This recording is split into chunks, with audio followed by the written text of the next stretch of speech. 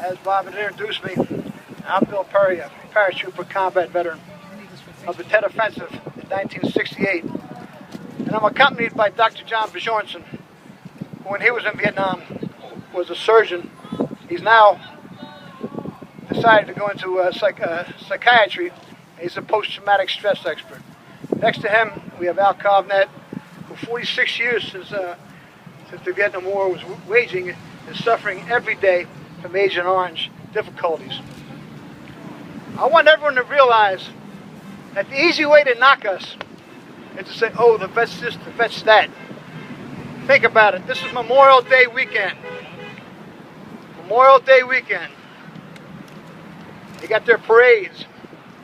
The parades accomplish nothing except the opportunity for the pro-war people, for the pro-war investors, for the 1% who makes all sorts of money off of munitions, off of armaments, off of deploying us almost everywhere, the planes that fly us there, the coffins that bring us back. Only the 1% needs these parades. And people mindlessly come out to them and wave flags. We've got to turn around the whole concept of militarism. We've got a long battle in front of us.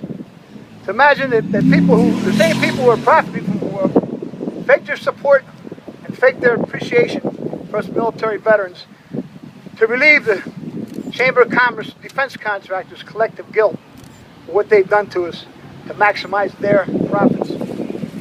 Chamber of Commerce loves the major companies for defense contractors. They do well in ways. They're electronic firms, they're MRE manufacturers. They're everything that makes a nickel. Socks, webbing, everything that a GI uses that makes a nickel. They love the push, and they want to continually use them up so they have to make more. Whether it's a 500-pound bob by a B-52 or a MQ-9 Reaper, no matter what it is, they want us to use them as fast as possible so they can manufacture more, so they can maximize their profits. We have 435 representatives in the U.S. Congress all across America. 99 of those 435 representatives come under 99 senators. And every one of them gets huge contributions from the defense industry. What's basically happening is blood money is sent to every U.S. congressman, all 435 of them, to continue approving these wars.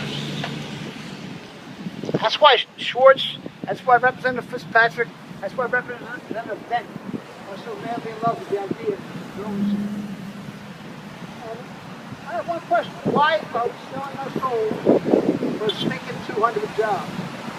It's really not 200 jobs. It's about 180 military transfers and a couple of minimum wage jobs in security, a couple of minimum wage jobs in maintenance, a couple of minimum wage janitors, maybe 20 altogether, to go with the 180 military transfers.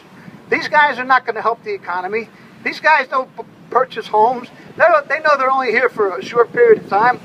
They don't increase the tax base by purchasing homes. They rent. They rent. They come and do their job. They come and do their will against God by murdering people around the world. And they don't even know what the hell they're doing. Reaper drones are armed with 500-pound bombs. The same thing B-52s are armed with. In Vietnam, we used to go out on body count when any time a B-52 run came through our area of operation. The average B-52's 500-pound bomb will make a crater from me to the drone over there. And it'll be about 16, 18 foot deep. It won't be that deep in the sand in the Middle Eastern countries. It's kind of wet in Vietnam. It's pretty easy to make a swimming pool with these bombs. But what happened is when we went to count the body parts, from a distance we would find a woman huddling, trying to protect her children, all dead. When you get closer, the concussion of the bomb, if someone is standing up, will blow their body back and leave their arms or their head in place. It's so incredibly powerful. When you get really close, you see the shards of bone, and you see what shrapnel has done to them.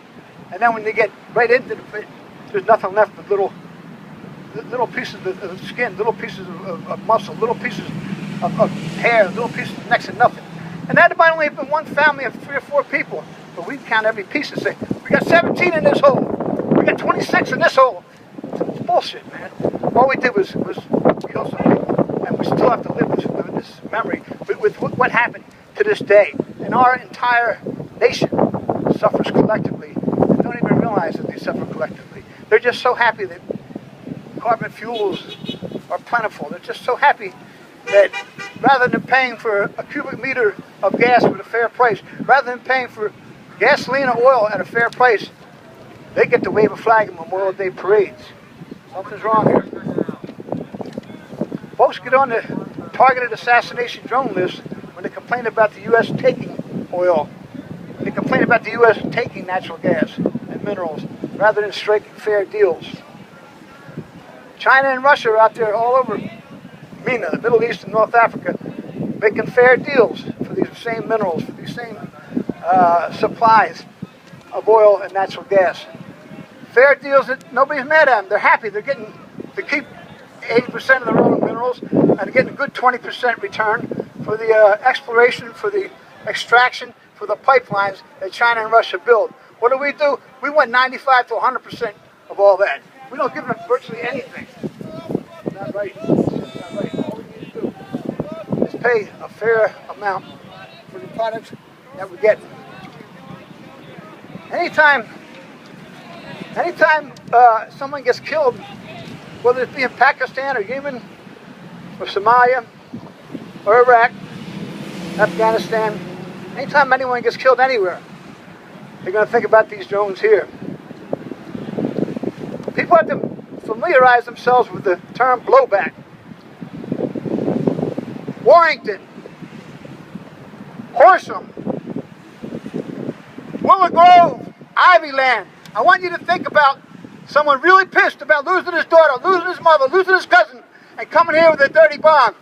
Warrington, are you ready for a dirty bomb? Ivyland, are you ready for a dirty bomb? Horsham, are you ready for a dirty bomb? I don't think so. Karma. It could happen here. Kill them over there, they'll come looking for us here. Are we going to continue to violate the 5th commandment for a stinking 200 jobs? I know a lot of us older folks in high school read Aldous Huxley and George Orwell. We thought that was really a horrible thing. And in theory, 1984, things like that are only 20, 30 years away when we study it. But now, because of National Defense Authorization Act and AUMF, we have so many things in play that we really have no freedoms left. They constantly violate the Constitution. Everything that we brought up believing in is shot. It's gone. Anytime they want to clamp down on us, we're done. It's just a matter of time. You have to remember that drones violate the Geneva and the Nuremberg Accords, signed shortly after WW2. I wish these people in these parades would think about that. Summary executions are war crimes. People looking at a television screen and playing with a joystick 7,000 miles away are doing summary executions. Whether they're killing civilians, whether they're killing possible combatants, no matter what they're doing, it's a summary execution. And according to Nuremberg and Geneva Accords and various UN resolutions, it's a war crime. We have to face up to what we've been doing. We need to examine our whole empire's war on terrorism, because nations like China and Russia, countries like Iraq, Sudan, Nigeria, Afghanistan, Syria, Iran, and even Libya are striking oil and natural gas exploration, extraction, and pipeline deals that the aforementioned sovereign nations are quite happy with, because they're fair deals. Why can't we pay the going rate for a cubic meter of gas? Why can't we pay the going rate for a barrel of oil? Why can't we just be decent people worldwide and function like everyone else around the world? Why do we have to take? Why do we have to murder? Why do we have to build the whole damn country, the Department of Homeland Security, all these things that are not necessary in order to pay the same high prices for oil that if we bought it anywhere else, to pay the same high prices for a cubic meter of gas if we bought it anywhere else? We're spending so much money on security. We're spending so much money on being scared to death Why don't we learn how to embrace people? Why don't we learn how to appreciate other human beings because simply they are human beings? Amen. Warrington, Ivyland, Horsham, Willow Gro, is that what you want? A dirty bomb? Think about it. Let's act. Let's stop this. Let's shut it down.